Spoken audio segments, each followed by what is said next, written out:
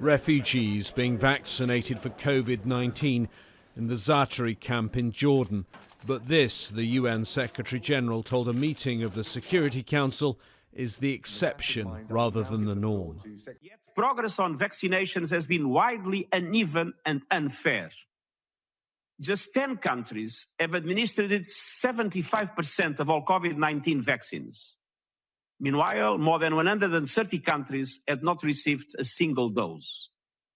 And those affected by conflict and insecurity are at particular risk of being left behind.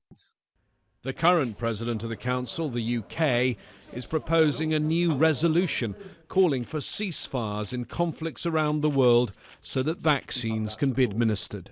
And by calling for vaccination ceasefires and by calling for COVID-19 vaccination plans to include all high-risk populations, including refugees, this resolution and this council really has an opportunity to help get vaccines distributed to the most vulnerable communities across the planet. Both the State Councillor of China and the US Secretary of State took part in the meeting. Both stressed the need for global solidarity, even though there's still real tension between the two nations. This perhaps an indication that it won't further stall global efforts on COVID-19. The UN Secretary-General is now calling for a global vaccination plan. He believes the G20 is the best body to finance this, and he's calling on the G7 leaders who meet on Friday to kickstart this process. James Bays, Al Jazeera at the United Nations.